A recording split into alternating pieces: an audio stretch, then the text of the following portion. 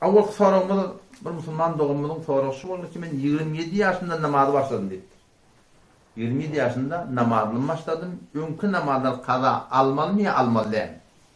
Eğer bir adam Müslüman bolmani, Kur'an yok, Kur'an'ı adam Müslüman da olsa, adam Müslüman da olsa, Müslüman yaşak etmiyor. Yasa kulüp Müslüman değil. Müslümanların yaşada Kur'an'ı inkar edip veren, şeriatı vazifelep veren, şeriatı inkar edip veren, o adam Müslüman hayatında neyme? Kafir oluyor Huday hakikaten. O zaman eğer bir adam şeyde bir yağdaydı gelip de, sonra mı gelip Müslüman düşünüp de, ya kafir olup da gelip Müslüman olup da, geçen namazdan kadalmayan kurum var mı? Geçen namazdan kadalmayan kurum yok. Ama hayır Müslüman olsa 25 yaş yaptır, 27 yaş yaptır. O şuuratın namazın hakkını biliyor, Kur'an'ın hakkını biliyor, şeriatın hakkını biliyor, dinin hakkını biliyor. Hiçbir da inkarda yok.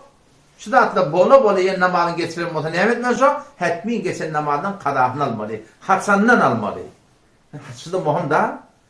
Köpnes bir de adalarımızda fikrediliyor. 7 yaşına peygamber olasam namazı okuydun deyiptir oğlanın sonunda. 10 yaşında okuymat deyiptir vurun deyiptir. O da bizim adalarımda izleyen günün neyme? 9 yaşında bağlığa biliyor oğlan. Ne yaşında diyor? 12 yaşında. Şu bir tahkiki kavuller yani. Qiyid Hatsan bağlığa biliyor aybaş görününde. Erkek adam Hatsan bağlığa biliyor şol hurgiyler dişinde vurttu var akin bir erkeklik yağdayı belli bolanla. Ama 14 yaşında 15 yaşında değil. Şu mu ne de oluyor? 12 yaşında olmuyor ki mudatlar. 13 yaşında olsun, 15 olsun, şol 15 yaşlıkta son erkeklik belli bolandan sonra şeyan kaytiyen yağdaylarında dişinde yahuşunla şu şehvunun şeriat şermi yok da o şehvet tu gelip şu tuğratınla şundan sonra son bağlığı belli oluyor. Şundan sonra namazın kadahını almalı. Şimdi biliyor musun? 12 yaştan beri diyen gurun doğru kepte bağlığa bolundan sonra şu namazın kadahını boyuna düşüyor. Hasan bağlığa oluyor. Şu yankı erkekliği belli bolundan sonra. Değil Hasan bağlığa oluyor. Şu yankı aybaşı görününden sonra. Şayet 10 yaşını olsun. Şayet 12 yaşını olsun. O zaman kada almaklıkta tertip ne yaparım? Bir afzal var, bir maftul var. Bir etten beter kavhili var. O bir de yok günahkarsızlıkta ona da ecarı var. Kavhili neyme? Hamana 5 vat namazın kalıptır da. 10 vat namazın kalıptır. Her namazda adan çek yerdin.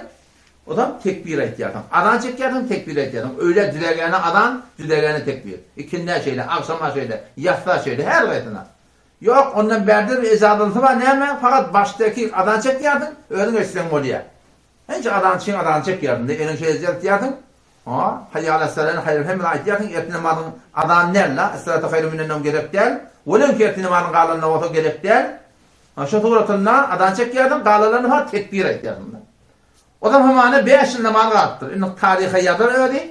Niyeti ne etmeni? Niyet kılıp okuyman. Ertine malın ahırı qalan ertine malın. Niyet kılıp okuyman. Ahır qalan öyle namazım. Ahır qalan ikin namazım deyip şu tuğratında niyet etmeli.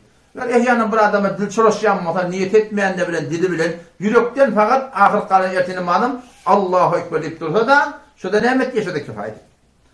O zaman qadanı Hasan almalı. 3 vat namaz qada alıp olmuyor. Qadan vat Hasan vat Hasan vermeli. Adan çekip tekbir edip Türkmenisten kavu vermeli.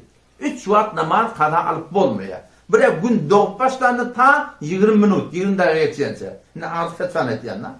Gün doğup başlaya da 20 minut 20 dakika geçense hiç namaz olmuyor şu tabi. O bir de neyme?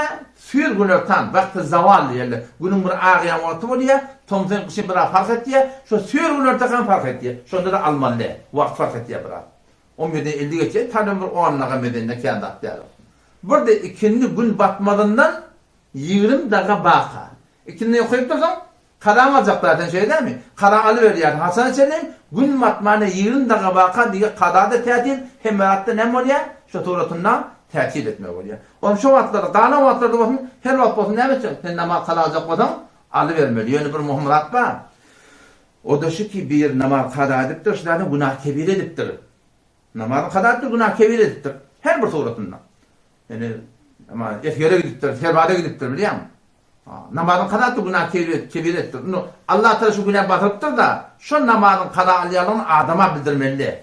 Mescitte yekilti de altan adam yok da irat yok. Yani mescitte adam olup da sen kada alıyalığını bilse şun öyle ulakamlı günah kırarsın.